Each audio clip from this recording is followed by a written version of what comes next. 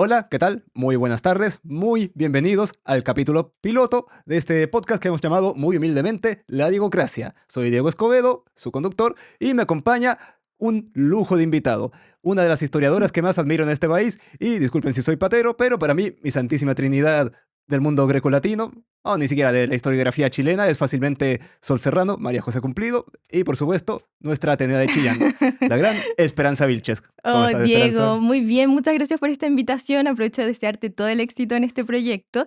Tú también eres un historiador que admiro muchísimo de la escena nacional. Bueno, fuiste de los primeros que conocí en la carrera de historia, no sé si te acuerdas, por allá en 2019. Así que no, en verdad un gusto estar acá y no, para nada que estoy al nivel de las tremendas historiadoras que mencionaste, pero bueno, es un sueño y ojalá poder aportar a la historia de alguna manera y estando acá de todas formas. Nuestra Atenea de Chillán, ¿sí o no? Sí, sí, sí, de Chillán, siempre muy orgullosa chillaneja, cariño hasta allá, siempre. Y una sabiduría divina, como se ve en cada uno de sus videos, Ah, hay que bueno, decirlo. no aspiro a tanto, pero espero compartir lo que sé. Bueno, para empezar, se preguntarán por qué hemos puesto este nombre al podcast, La Digocracia. Se estarán preguntando qué es la Digocracia. Bueno, una pequeña introducción. La Digocracia es el régimen político que tenemos en la isla de Diegópolis, que es una isla que se ubica al oriente de Piriápolis y al sur de Petrópolis.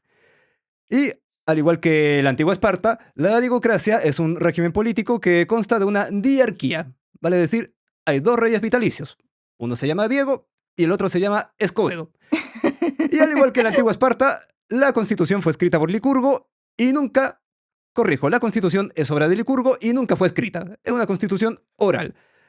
Así que no hay forma de codificarla en un código civil ni nada por el estilo, pero como es una de las más cortas del mundo, en la constitución de la digocracia solo tenemos tres artículos, o mejor dicho, tres reglas que todo el mundo conoce, que son la regla número uno, Diego siempre tiene la razón. Regla número dos, todos los caprichos, ideas y locuras que se le ocurren a Diego deben ser realizadas en el acto. Y regla número tres, si alguien tiene algún problema con la regla número dos, favor volver a la regla número uno. Oh, Diego, no, qué gusto. Yo tenía mucha curiosidad de por qué habías elegido el nombre, aunque lo intuía un poco porque es una de las grandes herencias del mundo griego. Así que, bueno, es inevitable recurrir a nuestras raíces grecolatinas para hablar de política o de muchas otras cosas, la verdad. Así que no, un gusto y un honor. Pues de hecho, ahora que lo mencionas, el nombre de Diego viene del griego didaque, que significa enseñar, o didascalos, que significa maestro. Por lo tanto, la digocracia es el gobierno de los maestros. Ah, pero excelente. Muy bien, querida Esperanza, ya entrando en materia, el capítulo que nos convoca hoy es por la película de moda La Odisea.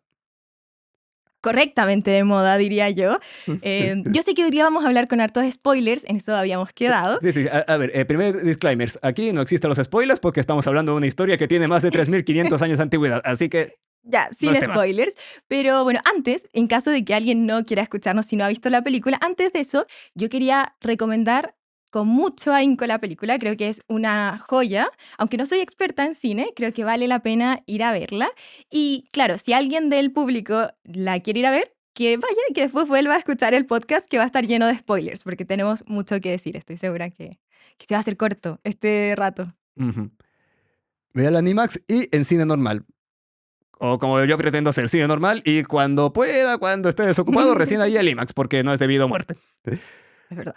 Pero bueno, vamos al grano. Impresiones generales, ¿qué me puedes contar de la Odisea? A mí me gustó mucho. Bueno, yo sí la vi en IMAX. No sé, como te decía técnicamente de cine, tú dijiste que te manejabas más en el séptimo arte. No sé en realidad cuál es tanta la diferencia. Así que lo especial cinematográficamente es que toda la película fue grabada con cámaras IMAX, que eso le daba como, no sé, una calidad especial.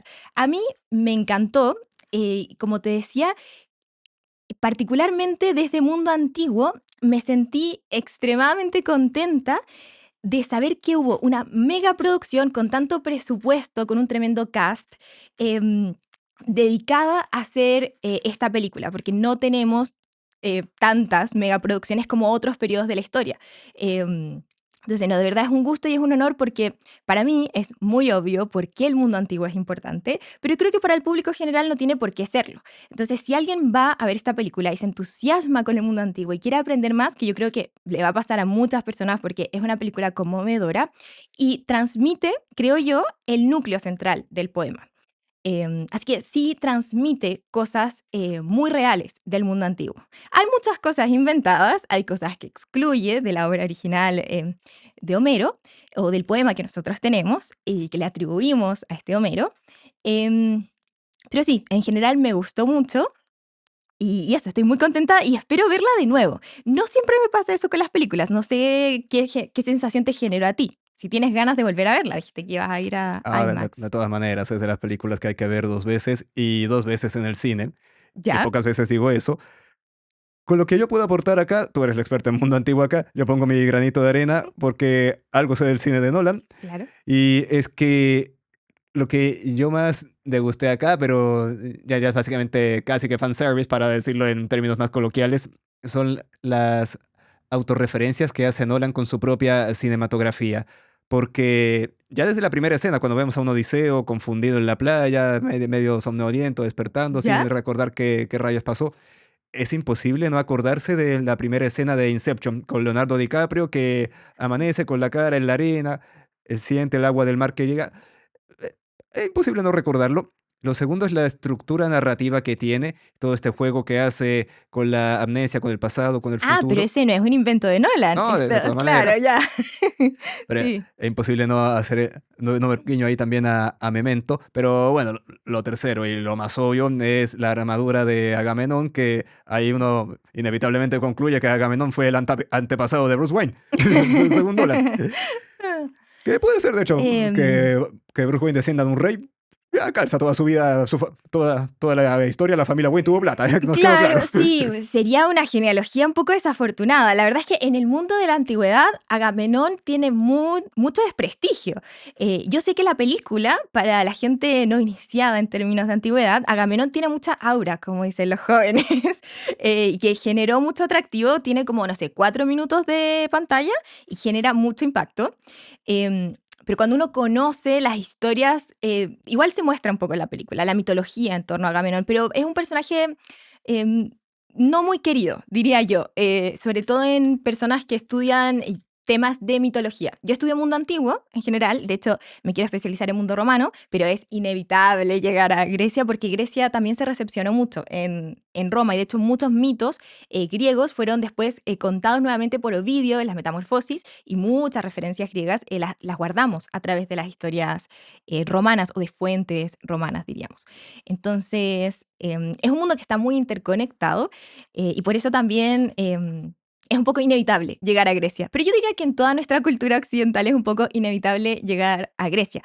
Como te decía al comienzo del podcast, creo que el nombre de la diegocracia es espectacular porque Jacqueline de Romilly, una de las primeras helenistas que yo leí, francesa, destacaba eso, justamente que los griegos fueron los primeros que pensaron teóricamente los sistemas de gobierno y le pusieron unos nombres y que son los nombres que nosotros seguimos utilizando ahora, con la excepción de república, que es una palabra romana, claramente, pero democracia, aristocracia, monarquía, son Mm. palabras griegas y las seguimos utilizando.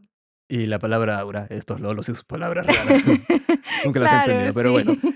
Yo me quiero volver a Agamenón Sí. porque una de las fuentes que usé para preparar este podcast es un libro que yo atesoro con mucho cariño desde el tercero medio, entre otras cosas porque dos de las autoras son la gran María José Cot, Mira. nuestra cotenea, Sí, sí, y sí. la profe Susana Gasmuri. Mira, qué espectáculo. Yo Y no estudié con esa versión, pero qué lindo tenerlo. verdad que tú eres más chica que yo. No, yo ya soy Un viejo. poco. Tú No, eres no, la no, alumna no, que no. conoce las palabras nuevas, yo No, no. no. Bueno, a lo que iba es que, ¿por qué sacó el tema de Agamenón? Porque yo cuando vi esto la primera vez, cuando estudiaba, yo lo encontré alucinante, la máscara de Agamenón. Después le podemos hacer un zoom cuando editemos esto, pero esto, lo que vemos acá es una máscara de oro, Sí. que lo que dice acá es que está en el museo, en un museo en Grecia, pero investigando para este podcast, averigüé que hoy los arqueólogos están de acuerdo en que la máscara, no, ya es imposible que sea de Agamenón. No, no es la máscara de Agamenón, lamentablemente.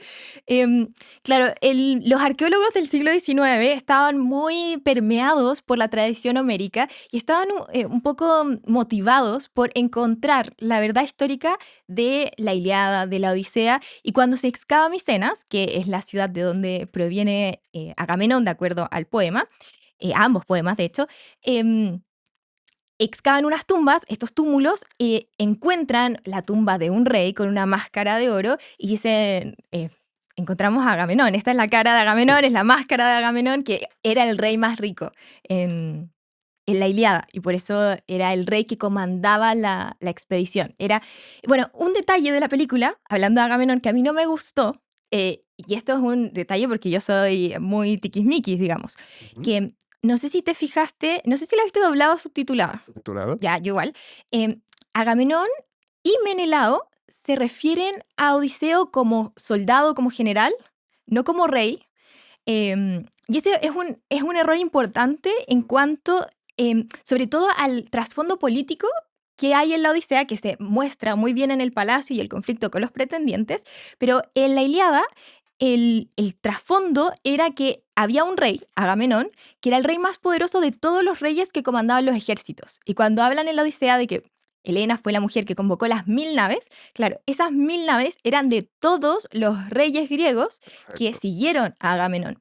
Y el estatus de reyes era muy importante. En la Ilíada, por ejemplo, hay un canto en que Odiseo es muy importante porque hace callar a un soldado raso que pretende hablarle a los reyes de igual a igual. Entonces, cuando Odiseo aconseja a Agamenón y hacen énfasis de que Agamenón solo escuchaba, por ejemplo, a Odiseo, que era conocido por su astucia, por su inteligencia, lo escuchaba porque era un rey. O sea, estaban hablando entre iguales. Ahora, no eran tan iguales porque Agamenón era el más poderoso de todos, era el más rico, era el que llevaba más barcos, era el que llevaba más hombres. Y por eso Agamenón comandaba la expedición, aunque era Menelao el que tenía el motivo legítimo para ir a pelear a Troya. Mm. Bueno, estudiando para este podcast, cerrando una idea Sí, de la máscara, yo no sé por qué no la metió Nolan, porque era el complemento perfecto para, para la armadura, ¿sí o no? sí, sí, sí, sí. Sí. De todas maneras. Pero bueno, yo estaba leyendo mis apuntes de Tucídides y dime tú si, corrígeme si escribía alguna que ver, pero lo que dice Tucídides es que la guerra de Troya fue la primera vez en la historia antigua que todos los griegos fueron a luchar por una causa común y que hoy los historiadores cuestionan mucho esa tesis. ¿Están así? Yo no, fíjate que no había leído que se cuestiona. A mí siempre me dio la impresión de que la Ilíada sí fue un momento fundante, o sea, que la experiencia de la guerra de Troya, que se relata en la Ilíada a través de estos poemas de la tradición oral, sí es un momento de etnogénesis para los griegos, porque Mm, de hecho en el poema nunca se habla de griegos, bueno, ellos se denominaban a sí mismos helenos, eso. pero se habla de los aqueos y de los otros, en el fondo, denominaciones muy locales que tenían estos distintos reyes. Por ejemplo, Aquiles era el rey de los mirmidones, entonces él habla de los mirmidones y después están los aqueos y tal, y no sé qué. Em, entonces, es el momento en el que efectivamente se reúnen todas estas personas que habitan el territorio extendido de la antigua Grecia, que no corresponde hoy en día a lo que es el país de Grecia, sino que era más amplio. Mm. Ahí a lo mejor podemos poner un mapa. Entonces sí, a mí me parece que sí es un momento fundante que al menos los griegos, y bueno, y si ahora se puede cuestionar esto desde la arqueología, que es un área que yo no manejo tanto, la verdad, al menos los griegos, como demuestra el propio Tucídides, sí creían que la guerra de Troya era un hecho histórico, aunque sabían que había mucho mito alrededor de esto, y sí creían que había sido el momento como fundante que los unía a ellos, como cultura o civilización, si le queremos decir así. Ujú. Em, Ahora, claro, nosotros lo hemos estudiado y, por ejemplo, sabemos que hay un periodo micénico, que después está esta época oscura y la Grecia arcaica, la Grecia clásica, etcétera, la Grecia después helenística, en fin. O sea, esas son obviamente denominaciones posteriores que han tratado de racionalizar una historia que simplemente sucedía, ellos la vivían simplemente. Pero, Pero poniendo un poco de... No quiero entrar en detalle, claro, sí. es imposible no preguntarse cuánto de mito, cuánto de realidad hay acá. Porque está bien, el caballo de Troya es muy probable que haya existido, pero por historia sabemos que el verdadero foco de Causus Belli acá fue una disputa económica, básicamente, entre Troya y los Claro, micénicos, ¿no? sí. Sí, sí, sí. Mira, sobre el caballo, vi hace poco en redes que es probable que hubiera habido una confusión como de nombres. De traducción. Claro, no de traducción, sino que había un barco que tenía como un tallado con forma de caballo y que a ese tipo de barco le llamaban solamente caballo, hipos en griego, y que probablemente el poema hacía referencia a ese tipo de barco. y que después con el paso de los siglos, porque claro, ambos poemas, la Ilíada y la Odisea, están ambientados en el siglo XII a.C., periodo micénico, pero la tradición homérica los sitúa más o menos en el siglo VIII, VII a.C. Entonces, muchos siglos después que se unifican distintas tradiciones orales en los poemas que todavía hoy en día se conservan. Bueno, fueron fijados después, como en el siglo V a.C., en la Atenas democrática, se supone, no, un poco antes, de hecho, sí, me parece que con este tirano, Pisístrato. sí, él las pasa por escrito, digamos, Ujú. y ahí quedan fijadas más o menos en la tradición ya escrita. Genial. Pero es un poema, digamos, que recoge distintas temporalidades.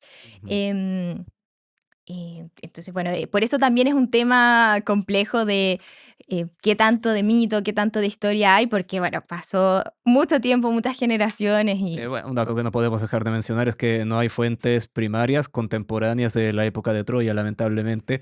Lo que nos llega a nosotros son poemas que, como tú bien dices, se escribieron 4 siglos después.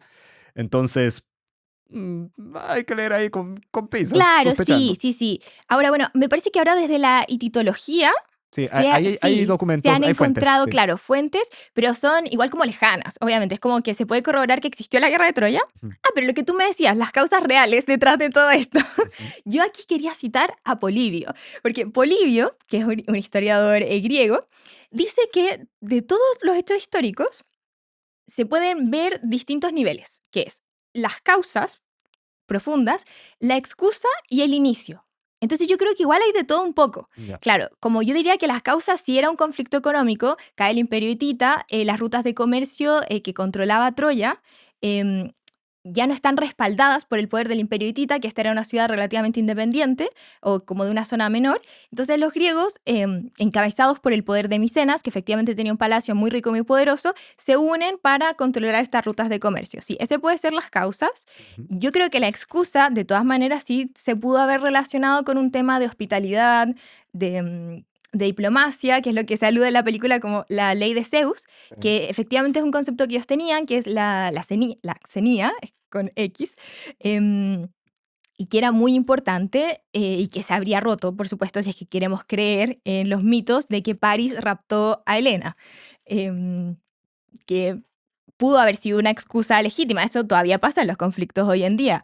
Nosotros podemos ver causas profundas, económicas, ideológicas, podría ser, pero siempre hay una excusa más o menos legítima o entendible o que pueda sonar plausible. Em, y el inicio, claro, es cuando Agamenón comienza a reclutar todos los otros reyes griegos y marchan a Troya. Ujú. Ahora, Esperanza, tú mencionaste el problema de la traducción porque de por sí a nosotros se nos vuelve casi imposible leer la Odisea en su estado puro. Hay que leerla en griego original para eso, solo así se capta la musicalidad porque hay que partir de esa base. Esto era un Sí. poema, estaba compuesto con rimas y de ahí que no la mete a un rapero negro, un músico real, a iniciar su película. Eso yo lo encontré un paralelo bien notable, bien bonito. Sí, Una forma sí, muy sí, sí. didáctica de enseñar qué es un cantar de gesta, qué es Claro, ¿cómo se escuchaban estas claro, cosas? claro, ¿cómo le explicas tú a alguien del siglo XXI? Con un rapero negro, que es Claro, básicamente sí. la misma idea. Sí, sí, sí. Pero bueno, tenemos este problema. Como te digo, hay varias traducciones entre medio. Bueno, yo diría que el problema de la traducción es el comienzo, es la condición para que existan estas adaptaciones.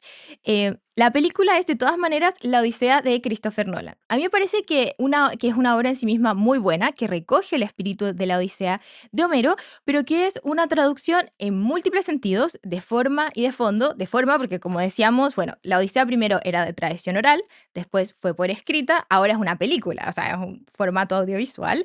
De idioma, como dices tú muy bien, estaba originalmente en griego homérico, que no era el griego que se hablaba habitualmente después, por ejemplo, en la Atenas clásica cuando se pone por escrito, o incluso después, los romanos también leían la Ilíada y la Odisea, les encantaba, y para eso tenían que aprender no solo el griego que se hablaba en esa época, sino tenían que obviamente conocer el griego homérico para poder leer estas obras, a las que hacían referencia continuamente. Entonces, claro, pasa del griego al inglés y también hay una traducción de contexto. O sea, como tú dices, una cosa era escuchar esto en un banquete, no sé, en Grecia o en Roma o en fin, en todos los contextos en los que se ha escuchado, a ver hoy en día una película de este tema en 2026. Yo creo que de todas maneras la película es un producto cultural nuevo que responde a las inquietudes del siglo XXI. Em, pero incluso considerando eso, que es el punto de partida, que esto es otra cosa, que es una cosa nueva, que se inspira profundamente en la Ilíada de Odiseo, que la retoma, que la cuenta de nuevo, sí es capaz de transmitir, como te digo, el espíritu original del Nostos. Que el Nostos no es solo un viaje de aventuras, que ese era uno de mis temores. ¿Ah? Cuando uno de los trailers, porque creo que hubo como 3 trailers. Uno estaba muy enfocado en las aventuras y en el regreso a casa como de la misión de Odiseo de llevar a los hombres a Ítaca.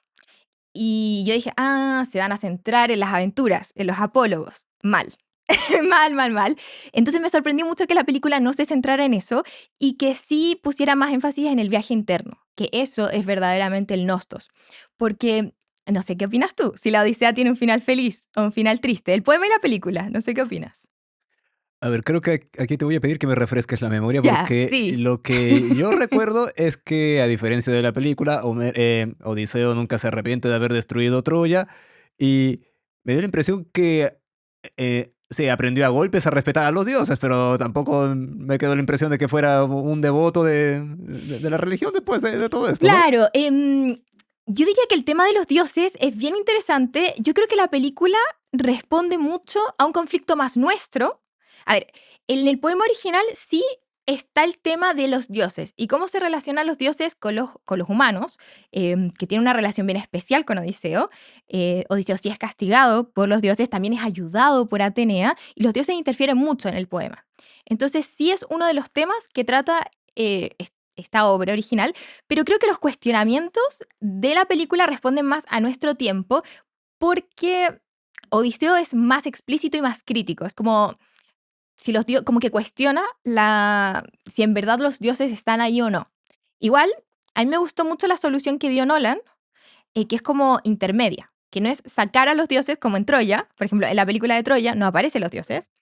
Y en el poema de la Ilíada, los dioses están ahí, al lado, literalmente al lado de los guerreros peleando. Y en la película simplemente los sacan en una versión como hiperrealista. Entre comillas, igual hay cíclopes, igual hay brujas. No, no, no, me refiero en Troya. Ya. Claro, en Troya sacan completamente a los dioses. Sí, sí. En la Odisea me parece que es una solución intermedia que sí, claro, como que media bien nuestro conflicto, como de una sociedad más laica, que conoce el ateísmo, etcétera, con los dioses, pero también rescatando la presencia que tenía para los griegos. Ujú. En ese sentido, siento que los cuestionamientos que tiene el Odiseo de Nolan en la película son un poco más extremos al cuestionar a los dioses que los que aparecen en el poema original. Y en consideración a eso, entiendo el cambio del final. Ya, este es un mega spoiler, pero el final de la Odisea en el poema es un deus ex machina, en que el orden social se legitima en los dioses. Ahora, en la Odisea de Nolan, los dioses no están tan presentes. ¿No están tan presentes en qué sentido? En que no están las asambleas de los dioses, no baja Hermes a ayudar a Odiseo, y la Atenea que aparecía, resultó que no era Atenea misma, sino que era una representación que hacía el propio Odiseo como de su conciencia por, en el fondo, como, Culpa. no sé si sí, pero me refiero como por este acto sacrílego que hacen de violentar el templo de Atenea en Troya. Y entre paréntesis, ese giro argumental yo lo encontré muy parecido a una película de George Clooney del 2020, creo que se llama Cielo Nocturno, ¿Ya? no sé si la viste. No, no, no. Bueno, te digo otro spoiler. Sí, no te preocupes, está muy bien. Claro, entonces no es Atenea realmente, es como su mente. Entonces, ¿qué pasa ahí? O sea, los dioses no pueden garantizar el orden social después de todo lo que acaba de pasar. La xenía o la ley de Zeus efectivamente era real para los antiguos griegos. Entonces, ¿qué pasa en la película de Nolan si los dioses no están ahí para garantizar el orden social y Odiseo ha violado la xenía porque ha matado a todos los pretendientes que eran huéspedes de su casa? Entonces, pues, nada, se tiene que ir. O sea, no hay en la relación que plantea Nolan en la película de Odiseo con los dioses, no era posible mantener como con coherencia el final del poema. Porque en el poema, los dioses que son favorables a Odiseo, dicen ya, Odiseo se va a quedar en Ítaca siendo el legítimo rey. Ahora, esa es una solución forzada en la Odisea misma como poema, porque el mayor conflicto que muestra la Odisea en términos políticos y sociales es el cuestionamiento que están haciendo las aristocracias de estas monarquías que conocimos en la Ilíada. Y es un problema que queda en teoría abierto en el poema, que se soluciona porque ellos crean en los dioses, pero nosotros no creemos en los mismos dioses que, que los antiguos griegos. Entonces, para el espectador actual, habría sido, yo creo, más inverosímil mantener el final del poema, que era muy verosímil para los griegos, que les hacía mucho sentido a ellos, y bueno, y que además nosotros, a diferencia de los antiguos griegos, tenemos muy naturalizado el respeto a la ley. Y a mí me encantó, creo que la adaptación que hizo Nolan de la Xenía por ley de Zeus, porque no iban a hablar de Xenía en esta película en inglés, habría sido rarísimo, como el concepto de ley de Zeus me pareció una muy buena adaptación como para que el público amplio entendiera que habían unas normas que los griegos entendían sagradas, sagradas para poder seguir siendo civilizados. Porque el conflicto con la monstruosidad en los viajes de Odiseo tiene que ver con estos límites de quiénes son los civilizados. Los civilizados para los griegos son ellos mismos. Y un signo de no ser civilizado, que es por ejemplo, en Polifemo, es comer carne cruda, no comer pan, no tomar vino. Esos eran como marcadores civilizatorios para los griegos. Así todo es el hijo de Poseidón. Claro. Porque los dioses allá reinan. Para los griegos los dioses estaban en todas partes. Y eso también me gustó en la película de Nolan, cuando aparece Atenea, que todavía creemos que es Atenea al comienzo, y cuando Odiseo se cuestiona, bueno, ¿y dónde están los dioses? ¿Por qué los dioses hablan de maneras tan complicadas? Y Atenea le dice, ¿cómo que no hablan los dioses? ¿Cómo que es complicado? ¿Quién no va a entender las olas moviéndose? ¿Quién no va a entender las nubes flotando?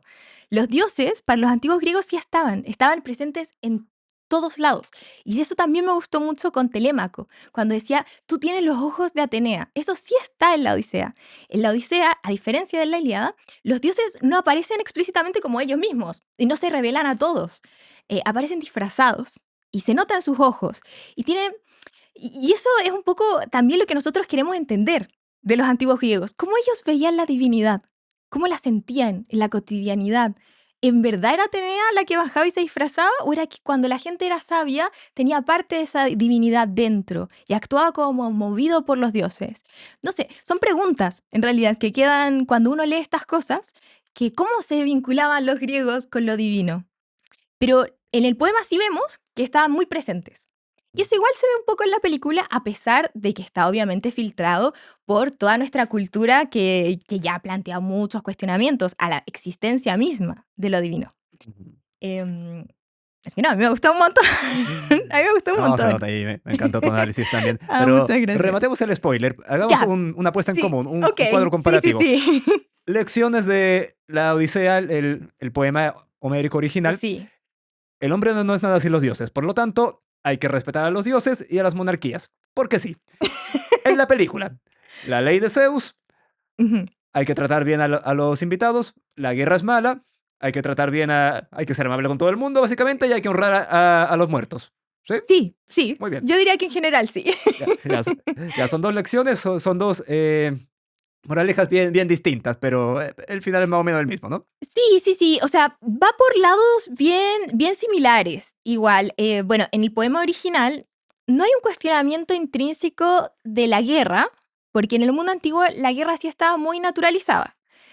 Lo que sí hay una conciencia profunda de los costos de la guerra. Y hay una de las cosas que a mí más me dolió, que quitó Nolan de su Odisea, es que cuando bajan a los infiernos, Odiseo en el poema se encuentra con Aquiles. Y el Aquiles de la Odisea es un Aquiles distinto al de la Ilíada. Y Aquiles sí, en la Odisea poema está arrepentido.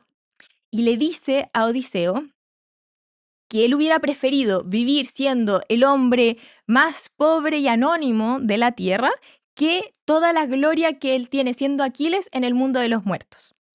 Y eso es fundamental porque, eso es fundamental en el poema, porque lo que hace también la Odisea, en cuanto a estos costos de la guerra, es presentar un nuevo ideal heroico, que cuestiona los ideales de la Ilíada.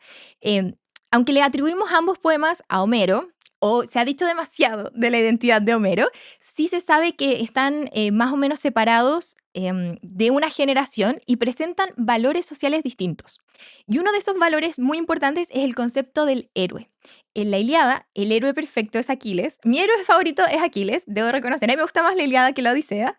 Em, pero ahora me reconcilié mucho con Odiseo, me reconcilié mucho con él, lo entiendo mejor, pero como te decía, en la Ilíada el ideal de héroe es Aquiles y es un héroe honorable que pelea de frente y que está dispuesto a morir por sus valores heroicos, por su dignidad, por su estatus de héroe. Em, y también Paris y los grandes héroes de la Ilíada están dispuestos a morir para ser héroes. Ese es su lugar en el mundo y también presenta ciertos cuestionamientos. ¿Cuál es el lugar del héroe en esa sociedad guerrera? Em, Porque cuando se enfrentan Aquiles y Paris, ambos saben que van a morir. Paris sabe que si se enfrenta a Aquiles va a morir y se enfrenta a él sabiendo eso porque si no perdería su honor guerrero y habría desprestigio para toda su familia y sus descendientes, aunque sabe que sin él Troya va a caer. Y Aquiles sabe que si se enfrenta a... Ay, no, perdón, a Héctor. Me confundí, discúlpame. Ah, sí, algo no me calzaba. Sí, no, a Héctor y Aquiles. Héctor y Aquiles, sí. Lo que pasa es que Paris es en el fondo el que falla en la Ilíada, y eso era lo que te quería decir después.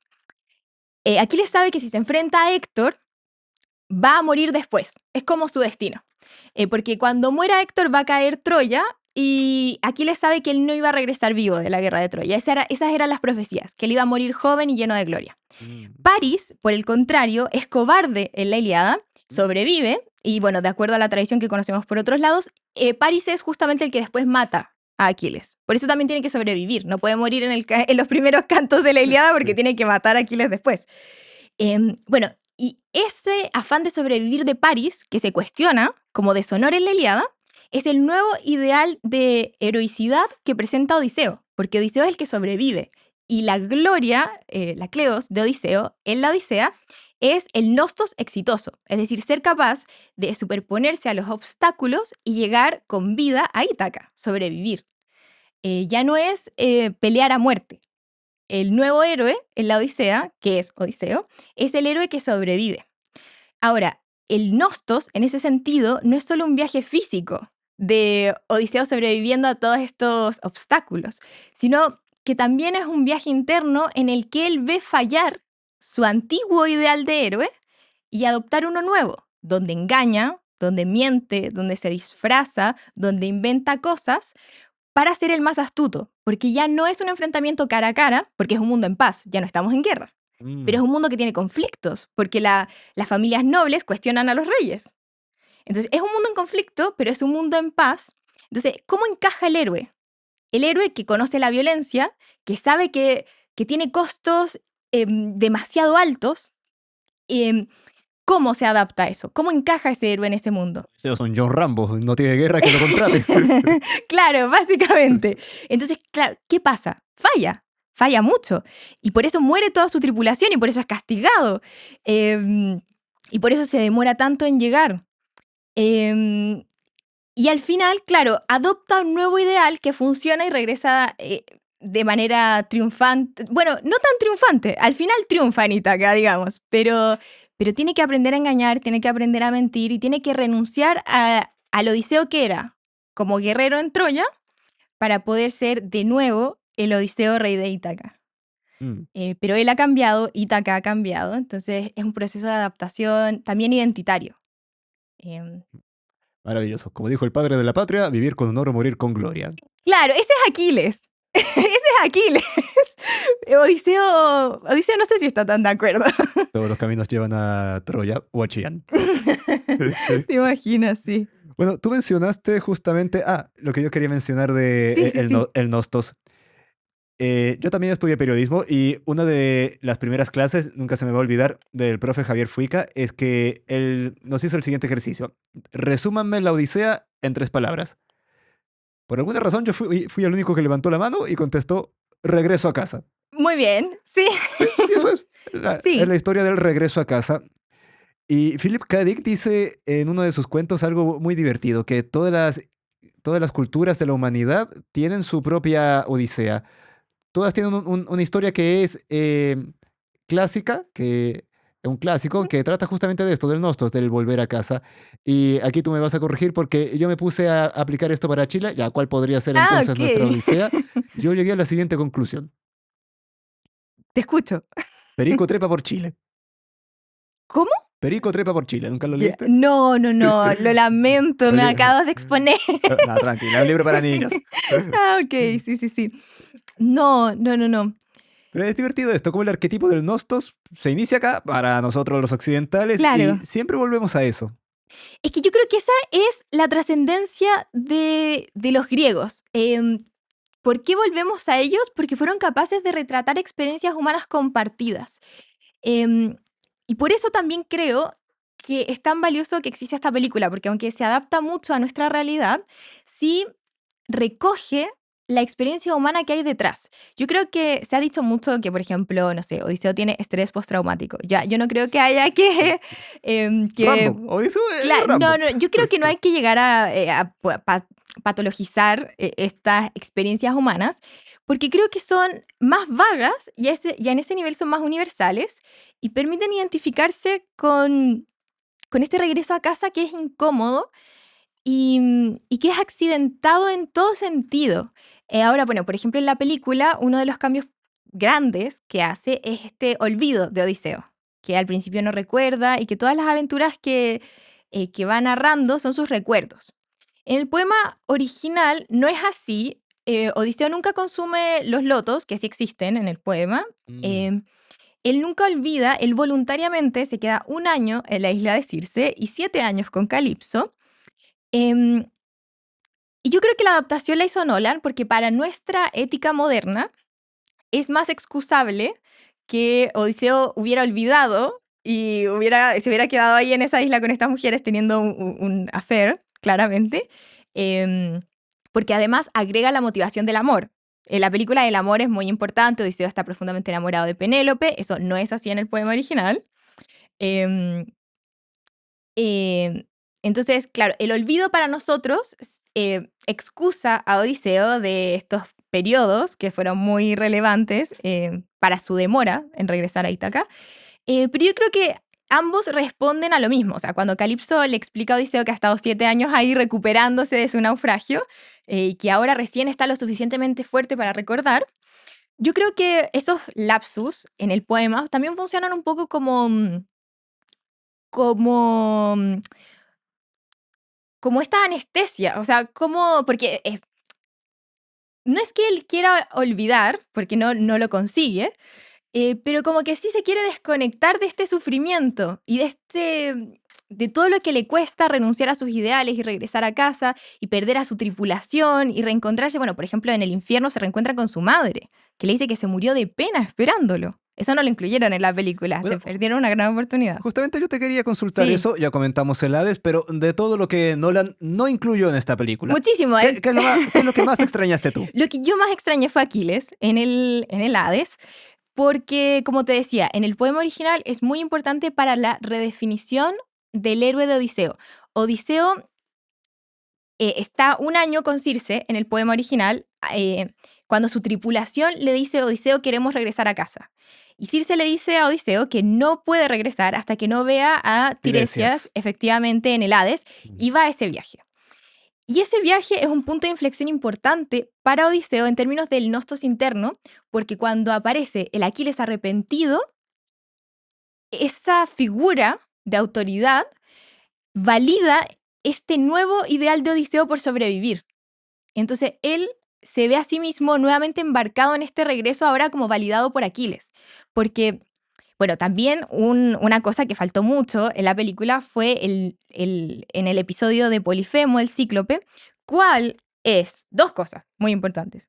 ¿Cuál es la verdadera astucia de Odiseo? ¿Y cuál es su verdadera hibris? ¿Cuál es su verdadera soberbia? ¿Por qué lo castigan? Ya, su verdadera astucia es que el Polifemo, como yo te decía del poema, sí habla mucho, digamos, y habla con estos griegos. Y lo que hacen los griegos, liderados por Odiseo, es engañarlo. Y Odiseo le dice, yo me llamo nadie. Entonces lo emborrachan porque llevaban vino, no es que iban con las manos vacías, A todo esto tomaban vino porque el agua no era potable en el mundo antiguo. Entonces era muy probable, el vino era lo más seguro de beber. Entonces por eso era un signo de civilización también. Entonces, bueno, llevaban vino estos griegos, emborrachan a Polifemo, efectivamente lo ciegan, como se muestra en la película, y cuando lo hieren, Polifemo empieza a gritar. Y los otros cíclopes le preguntan qué le pasó. Y Polifemo grita, nadie me ha atacado. Porque Odiseo le dice, no, yo me llamo nadie, mientras conversan, mientras lo emborrachan. Y ahí Polifemo no recibe ayuda. Los otros cíclopes creen que lo castigaron los dioses y que está sufriendo en el fondo un castigo merecido. Y ahí se ve obligado a abrir la cueva y los griegos se esconden debajo de las ovejas para salir frente a este Polifemo cegado. Esa es su astucia, decirle que se llama nadie, porque no estaban solos en esa isla con Polifemo. ¿Y cuál es la hibris y cuál es el motivo por el que Odiseo es castigado? Que cuando ya van en el barco huyendo, Odiseo le dice, y que sepas que has sido cegado por Odiseo, básicamente. Y cuando Polifemo sabe su nombre, ahí le pide a Poseidón que castigue a Odiseo y que lo castigue de la siguiente manera. Que llegue tarde, solo y arruinado a Ítaca. Es un momento muy Piratas del Caribe. Cuando lo leí ya pensé, es como Jack Sparrow diciendo, recordarán como el día en que casi atraparon a Jack Sparrow. Sí, claro, y que sepas que soy Odiseo, tal. Sí, y ahí es cuando se rompe el ideal también heroico. Ahí Odiseo, porque antes los guerreros sí se identificaban. En la guerra sí le decían, yo soy tal. Y que sepas que te ha matado tal. Porque no era lo mismo que te matara Aquiles. Por la espalda, claro. No. Claro, la guerra es de frente y tú sabes quién te va a matar. Tú sabes quién te mata. Y no es lo mismo que te mate Aquiles a que te mate un random, digamos. Como que sí hay honor en eso. Y Odiseo, que viene recién de regreso de la guerra, como que tiene esas reminiscencias. Y le dice a Polifemo, como si se hubieran enfrentado en la guerra, claro, yo soy Odiseo. Campo de batalla, claro, sí. Pero ya no es un campo de batalla. Claro, tiene que adaptarse, tiene que entender que ya cambió la situación. Ya no es lo mismo y es castigado. Y efectivamente es castigado por los dioses. Pero también en la película se retrata muy bien un tema, que es la Odisea, que las acciones tienen consecuencias. Eso sí es real, sí está en el poema, y se nota mucho en la tripulación de Odiseo, que de la misma manera que se muestra en la película, más o menos, en el poema la tripulación no le hace caso a Odiseo, y son después castigados. Y mueren, en el fondo, como consecuencia de sus propios actos. Uh-huh. Tú tocaste un tema en el que quería profundizar un poco. ¿Por qué están los dioses enojados con Odiseo? Uh-huh. Pero primero, ¿tuviste la película de 1997? Me la recomendaron mucho, pero no la vi, no la alcancé a ver antes. Mira, sí. Es mucho más fiel al libro. A mí me gustó muchísimo. Y anoche la pillé entera y... ¿La viste? Pero doblada. O sea, la había visto hace años en español coño. En YouTube está en español latino. Ah, perfecto. Y mira, la pregunta de ¿por qué Poseidón está enojado con Odiseo? Por lo menos lo que a mí me recalcó mi profe de lenguaje en primero medio es que es porque terminada la guerra de Troya, también sale en el libro, Odiseo no le hizo sacrificios a Poseidón para tener un viaje seguro de vuelta a casa. Después se suma lo del cíclope. Uh-huh. Y la película de 1997 hace énfasis en esta idea, la que tú mencionabas. Odiseo le faltó el respeto a los dioses y por eso Poseidón lo castiga. Pero después vino lo del cíclope. ¿Cómo lo ves tú? Yo creo que sí, ambos elementos son importantes, pero sí, es que ambos retratan lo mismo, que porque entre la Ilíada y la Odisea también hay un cambio de la relación de los dioses con los hombres. Uh-huh. Entonces eso también es una tensión que se va dando a lo largo del poema y que se manifiesta de esas maneras. Por ejemplo, los pretendientes en el poema tampoco respetan a los dioses, no solo porque se aprovechan y abusan de la hospitalidad, que sería la ley de Zeus o la cenía, sino también porque adivinos les advierten constantemente que están actuando en contra de los deseos de los dioses y ellos no les hacen caso. Eso no se ve en la película porque la película, en un afán, yo creo de hacerla más realista, no incluyeron a los adivinos. No sé si te fijaste que, bueno, aparte de Tiresias, que está muerto, uh-huh. No hay adivinos vivos. En el poema sí hay adivinos que están vivos, y de hecho el regreso a casa exitoso de Telémaco no es porque Odiseo lo va a buscar a Pilo, sino porque Telémaco vuelve acompañado de un adivino que le advierte que le han tendido una emboscada y logra regresar sano y salvo a casa. Y esa es una de las adaptaciones que a mí no me gustó de la película. Entiendo que haya tenido que ser así porque no quisieron incluir estos elementos un poco que habrían resultado extraños para a lo mejor el público moderno, como de adivinos, que conocen la voluntad de los dioses o que saben el futuro, que son capaces de ver presagios, augurios, etc. Pero no me gustó porque uno de los momentos más emotivos del poema original es el reencuentro de Telémaco con Odiseo Mm, en la casa de Eumeo. sí, sí. Y que ellos están solos en un momento, Atenea se le revela solamente a Odiseo y que estaba disfrazado de mendigo, y le dice, revela tu verdadera identidad a tu hijo. Y le dice algo así como, con estas manos construí la cuna donde te acurruqué, con Es, estas manos te tomé. es Sí, muy emotivo, sí. sí, y es un reencuentro de padre e hijo, los dos lloran, Telémaco conoce a este padre que no había visto nunca en su vida. Es igual, en la película me gustó mucho la escena de Antino, que le dice a Telémaco, tú lloras tanto por un padre que no conociste como un bastardo. Ujú. Espectacular, es real. En el poema Telémaco no conoce a su padre, pero sí lo ama, y cuando se reencuentran tienen un lazo muy lindo. Lo Em, que sí está, disculpa, Ujú. es Argos, cuando se reencuentra con el perro Ah, Argos, que también es una sí. escena muy Es emotiva. una escena muy Para los que son dog emotiva. lover, creo que también Sí, es sí, para llorar sí. esa escena. A mí me encantó, me pareció muy linda, pero también pierde un poco el clímax. Porque, ¿cuál es la gracia? Una de las gracias de Argos es que es el único capaz, bueno, es el primero, no el único, pero sí el primero en reconocer a Odiseo sin ayuda. Porque Odiseo se revela a Telemaco porque Atenea le dice que lo haga. Después, Euriclea, su aya, lo reconoce por la cicatriz que tiene. Sí. Pero Argos es el único que solo con su presencia sabe que es él. Y aquí como que ese clímax se perdió porque a partir de ese reencuentro de Odiseo con Argos, Telémaco lo reconoce también. Entonces como que no fue tan fuerte. Ahora, también entiendo que era necesario porque como te decía antes, Y Tom Holland le dice, Dad. sí, sí, También. sí, Un, sí, sí, un gustito sí. muy gringo eso. Sí, sí, sí. Bueno, y acá Odiseo no incorpora a Telémaco en todo su plan para recuperar Ítaca. En Ujú. el poema Telémaco es fundamental para acabar con todos los pretendientes.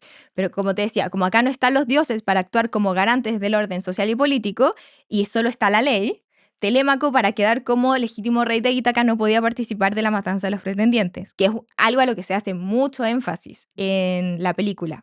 Ahora, el final de la película también se me hizo muy estadounidense, como con esta idea de como de este barco que va a una nueva tierra, pues, como de los orígenes, de como la Como migración el que dio final origen a de, Estados como Unidos. el final del Señor de los Anillos también. Claro, sí, es verdad, sí, sí, sí, pero es un poco como esa idea, yo creo que históricamente a la que remite, como de Ujú. que puede haber un nuevo comienzo. Eso no es a lo que apunta el poema apunta al restablecimiento del orden social y político, no Ujú. a un nuevo comienzo. Sí. Y Esperanza, para ir cerrando, un último punto Sí, que quería tratar es, metámonos ya en el contexto de larga duración, porque el siglo XII, cuando ocurre la guerra de Troya, es una época de transición. Pasamos de la edad de bronce a la edad de hierro. así es. Pasamos también de la era micénica a la edad oscura. 4 siglos en los que se pierde la palabra escrita. Se Así pierde. es. Hay una teoría que leí hace poco que yo encontré notable que dice por qué tuvo tanto éxito la Odisea cuando se compuso. Es porque, ya siendo un poco más sociológico, en tiempos de crisis, de incertidumbre, de decadencia, el ser humano busca el pasado feliz, busca la época dorada, cuando habían héroes, cuando habían grandes reyes, y en ese contexto es que lo que querían escuchar los griegos era eso, hablar de esta época de oro, de reyes y de héroes, de Aquiles y de Odiseo, por eso el éxito de la Ilíada y de la Odisea. ¿Tú qué me puedes decir de eso? ¿Compartes esta visión? Yo creo que para la Ilíada sí, de todas maneras, es un pasado heroico inspirador en esos sentidos, en que habían reyes poderosos, en que había hombres honorables, en que se moría por esos ideales también, em, y en que los dioses, así en la Ilíada, peleaban lado a lado de los hombres, estaban muy presentes como tal. Yo creo que la Odisea tiene su éxito en que promueve, como te decía, y reconcilia ese ideal que es digamos, en general inalcanzable para las sociedades actuales. Yo no sé si ese es el ideal que nos mueve a nosotros, aunque es muy inspirador leerlo y a mí me encanta, por lo mismo Aquiles y la Ilíada. Reconcilia ese mundo feliz, diríamos, como de los grandes héroes, con el ideal de la sobrevivencia y con este Odiseo que hace todo por sobrevivir y por seguir adelante y por superar las adversidades y que no importa si es un monstruo, si es un de estos remolinos marinos y no importa si se enfrenta a la magia y no importa después si está solo y no importa si naufraga, al final llega a casa y es capaz, a pesar de todo, de sobrevivir y de encontrar su final feliz con la ayuda de los dioses. Fantástico. Esperanza, hemos llegado al final de este podcast. No sé si hay algo más que quieras agregar, algo que haya quedado pendiente. Muchas gracias. Ujú. Disculpen las erratas. No, Sí. cuál, tranquila. Sí, sí. Y no sé si quieres invitar a que te sigan en tus redes sociales, donde siempre tú eres muy activa. Ay, sí, muchas gracias. Síganme en mi Instagram, espevilches, para contenido semanal de Roma y Mundo Antiguo. Tiene el mejor resumen que he visto también de la Odisea. Sí, sí, sí. Infaltable antes de ir a ver la película. Y bueno, a mí también me pueden encontrar en Instagram y en TikTok como @DiegoEscovedor. Mi nombre y mi apellido con una R al final por mi segundo apellido, Rodríguez. En YouTube me pueden encontrar como Diego Escobedo, historiador. Y para ir despidiendo a nuestra primera, y espero que la primera de muchos, invitada, Sí. le tengo este pequeño regalo. Ay, Una no, moneda, como sé que muchas te encantan las monedas. gracias, qué detalle. Muchas gracias, Diego. Mira qué impresionante, Constantino.